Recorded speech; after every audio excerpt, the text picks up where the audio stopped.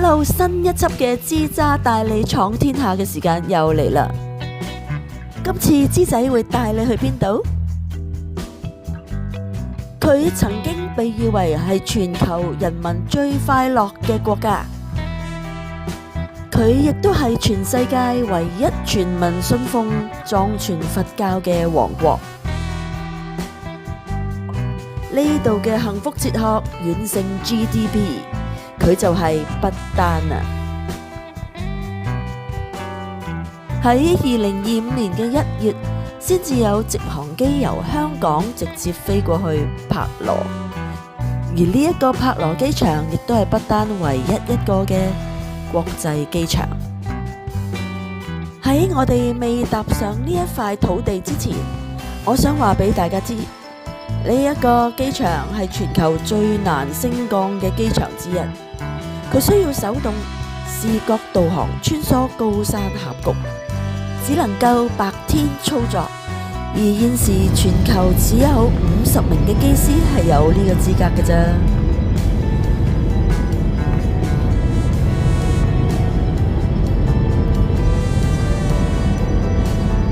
坐咗大約4個半小時嘅飛機，我哋終於嚟到海拔2000幾米嘅柏羅機場啦！你睇下，佢四圍都有高山環抱住㗎。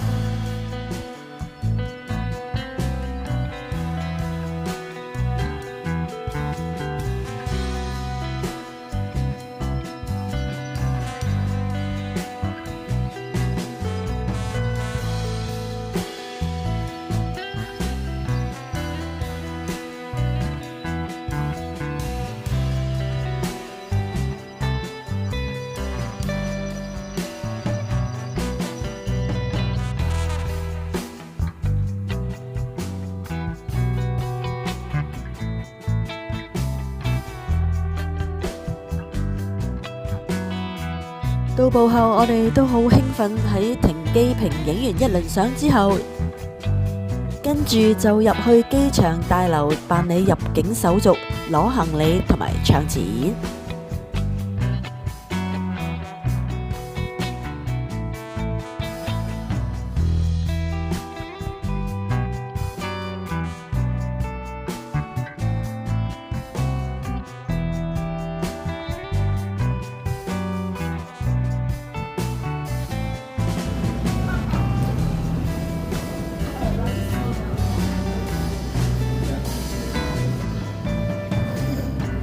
當我哋一進入機場入邊，已經感受到佢獨特嘅氛圍啦。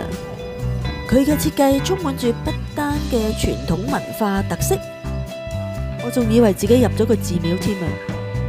四周都係梁柱，用手工嘅雕刻同埋精美嘅彩繪圖案，仲有國王嘅一家肖像添啊！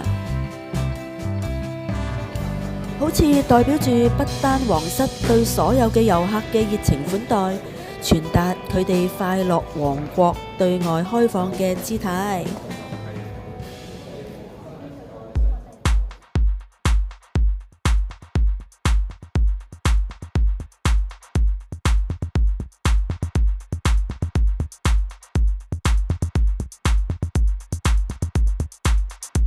喺等行李嘅同時，先去搶錢。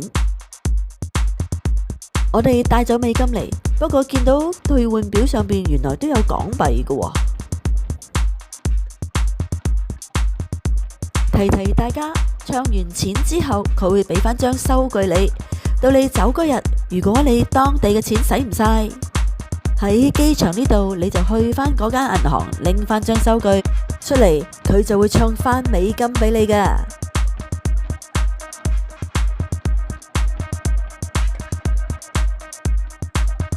除咗頭先喺大堂見到嘅手工雕刻同埋好多精美彩繪圖案之外，喺另一個角落見到有西洋油畫嘅風格，呈現出不丹佛教嘅圖案啦、農村風光啊、人民生活同埋寺廟中寶添。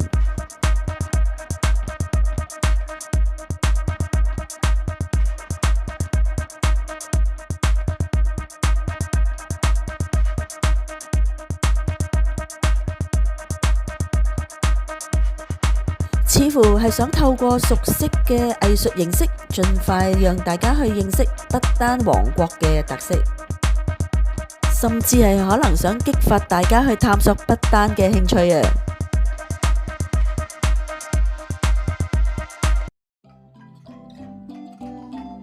好啦，一切搞掂晒，我哋當地導遊已經喺出邊等緊我哋啦。提提大家，去不丹呢，暫時仲未有自由行嘅。所以我哋有香港嘅導遊啦，同埋當地導遊，再加埋司機，喺呢一個6日5夜嘅旅程照顧住我哋。話口未完，距離機場只有15分鐘嘅車程，我哋到達第一個景點就係叫做柏羅宗。柏羅宗已經超過380年歷史嘅啦。佢曾經遭遇過2次嘅大火，最後都可以按原貌修復。目前仍然兼着行政同埋宗教嘅中心，而入邊大約有200名嘅僧侶。好，入去參觀之前呢，導遊俾我哋每一人1隻耳仔，咁我哋戴咗之後呢，當地導遊講解嘅時候就唔使咁大聲，影響其他人，而我哋又可以聽得清清楚楚。細心嘅觀眾有冇留意到呢條樓梯有啲熟悉呢？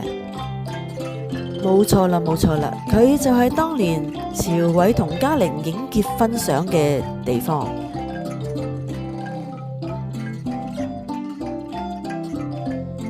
我知仔梗係唔執輸，雖然冇朝偉同嘉玲，不過今日嘅我嚟到呢度一樣係咁幸福。柏羅宗又名日蓬堡，我哋入到嚟見到牆上邊好多壁畫，都係用嚟說佛教嘅故事同埋佛教嘅教義。內容包括有佛祖嘅一生、六道輪迴與地獄圖、本尊與護法，例如釋迦牟尼佛、觀音、蓮花生大師等等。而我想講下呢一幅壁畫上面有4種動物，原來係非常有名嘅寓言場景，喺佛教故事裏邊叫做和諧四有，原來係講修行同埋做人嘅態度。呢4種動物就係大笨象、猴子、兔仔同埋雀鳥。呢一個佛教故事係講呢4種動物本來係爭奪呢一棵樹係屬於邊個。後嚟從爭奪變成互助，佢哋最後一齊合作疊羅漢摘果，最終平等分享成果。呢個佛教故事嘅寓意係話俾大家聽，連動物都可以互相依靠、守規矩，人類更應該放下傲慢，一齊學習和諧共處。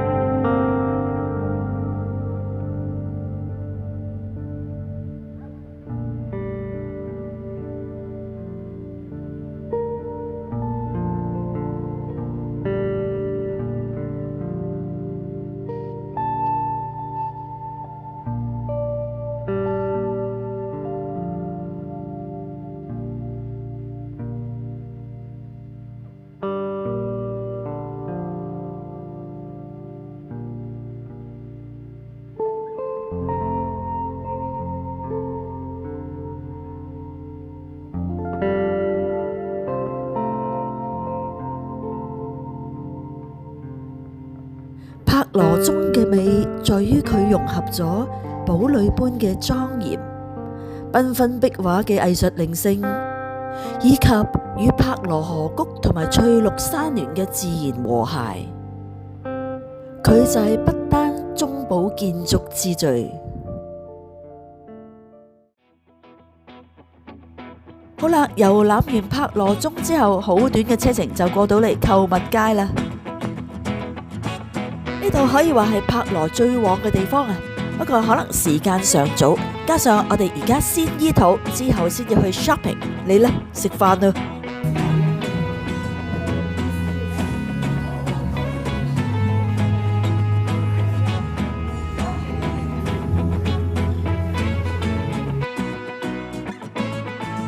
留意返，不丹係一個佛教國家，所以佢所有嘅肉類都係入口。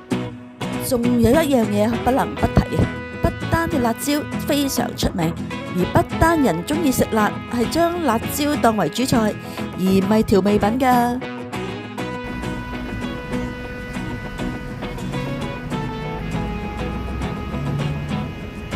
今日嚟到不丹嘅第一日，天氣非常之好啊！你睇下，天朗氣清啊！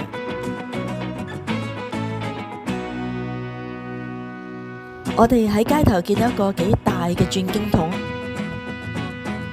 喺返酒店之前，我哋都轉返個圈先。祝大家呢個旅程都順利、健康同埋平安。記得係要順時針咁轉㗎。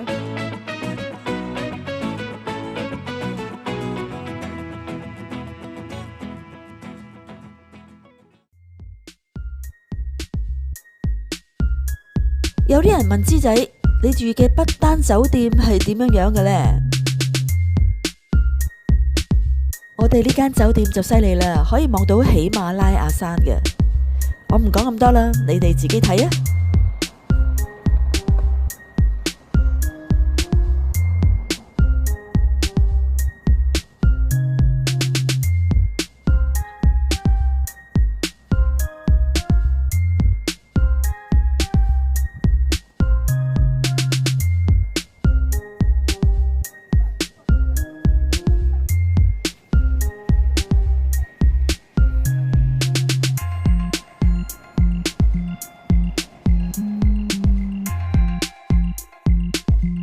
至於房間入邊係點樣？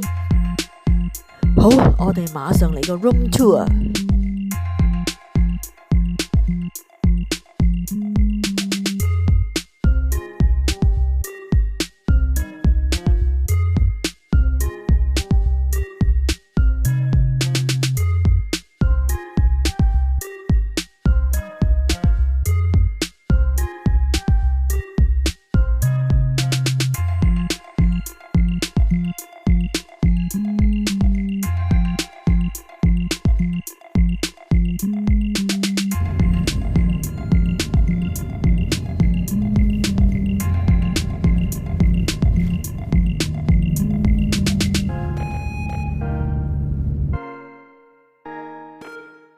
今日嘅活動其實仲有壇城沙畫，同埋我哋會去一個藝術家嘅 gallery。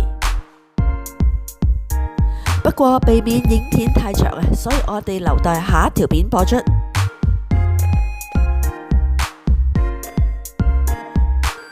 所以依家直接去食晚飯啊！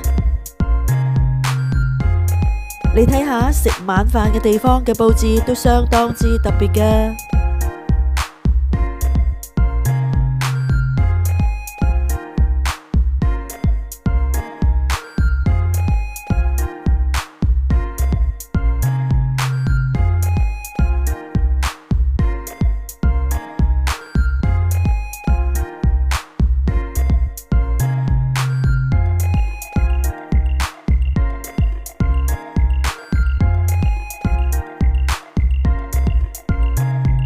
晚飯過後，大家都好似冇乜電啊！活動咗成日，今晚一定好好瞓啊！好，我哋今集就嚟到呢度，下一集我哋延續返講壇城沙畫同埋藝術家畫廊，下集見啦，拜拜。